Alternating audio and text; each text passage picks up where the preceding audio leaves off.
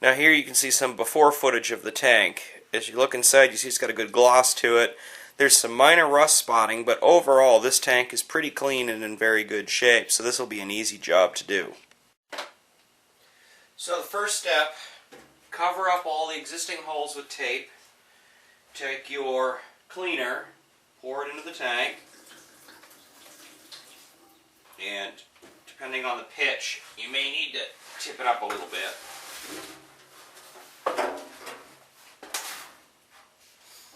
Now, this particular stuff works best when you add an equal amount of hot water. The hotter the better. However, depending on whether or not you've sealed all of your openings with something like cork, or if you've just simply covered them with gaffing tape or duct tape like I have, you have to be careful about the overall temperature because it could melt the adhesive in the tape. The way I get around this is that the high points that are covered with the adhesive, generally speaking, are higher in the tank, so I pour the hottest water in I possibly can, let it set across the bottom of the tank, which is generally the nastiest area of the tank, and then seal everything off. Now this process can take a bit, because you have to roll this around in the tank and make sure that it effectively coats, cleans, and covers every surface, because you've had old gasoline rolling around in this tank for however many years the tank has been installed. So once you've got everything sort of tied up with your tape or cork, however you want to do it, and you got it in there, the whole point is slosh it around, give it an opportunity to get everywhere. If it's cooled down enough, you'll literally want to roll the tank and get used to doing this, because you'll be doing this for a while. Not only on this step, but in the following steps.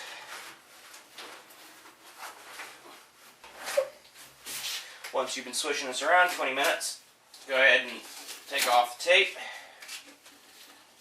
and you'll want to pour it out. And this is one of the things about doing these gas tanks is you're going to need a bucket.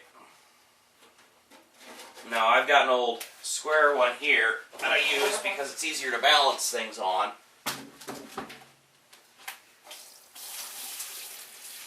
And the thing to keep an eye on is as you're pouring the stuff out, look at what color it comes out.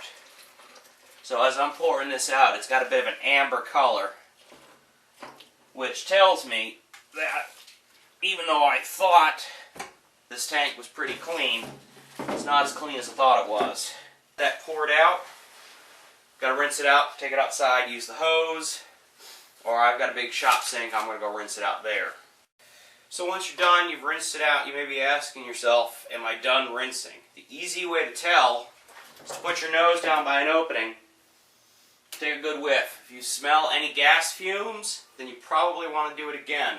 This particular kit actually comes with 2 bottles of the stuff just in case.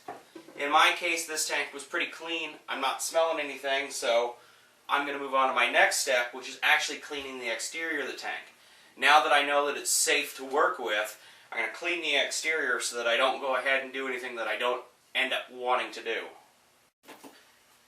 Now, thanks to the magic of video, you can see that I've got a completely cleaned up sandblasted fuel tank here. So the next step is to go ahead and paint the exterior.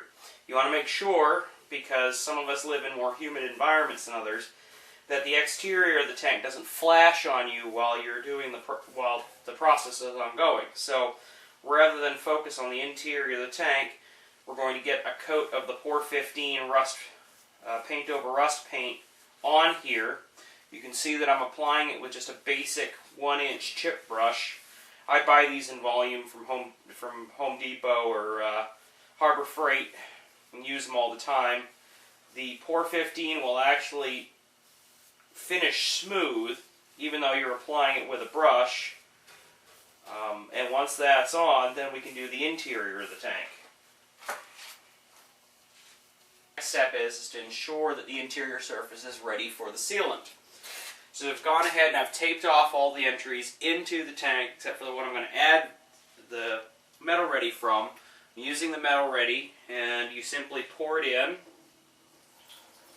And what this will wind up doing is actually etching the interior of the tank for you so that it will be ready to accept the sealant. You want to make sure not to leave this in there too long. It should only take you about 20 minutes or so, but what you want to do is once it's poured in there is let it set for a few minutes, then change the position of the tank, let it set a few more minutes, change the position of the tank. Repeat that until you've gone and done all the areas. And then once you've done that, what you're going to need to do is dry the tank. Up until now, we haven't had to worry too much about whether or not the interior of the tank was wet or dry, but when we get to the final step of using the actual tank sealer, the tank needs to be dry. So as you go through this, and you do your 20-minute increment of this phase, and you get the tank all nice and etched on the interior, you want to go ahead and use heated compressed air to ensure that the tank is completely dry. If you don't have a heat gun, steal the wife's blow dryer. So now we've reached the penultimate step, which is to put the tank sealer in. This stuff takes you a good while to stir.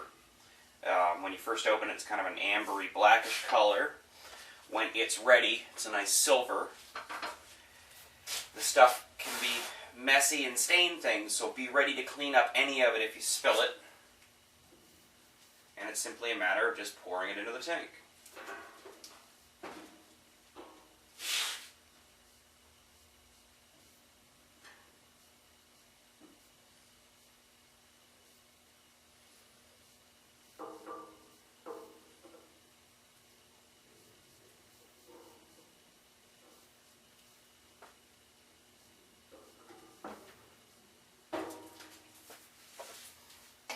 Sometimes there's a little bit left at the bottom. It needs a little extra coaxing.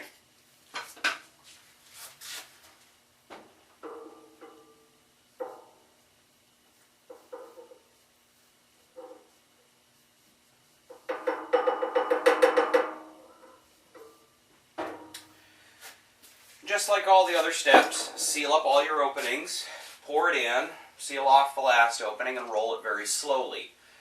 You want to make sure to give it plenty of time on each surface to go ahead and cling and seal, and then the second you've got that really kind of sorted out, you want to drain it back into the tin.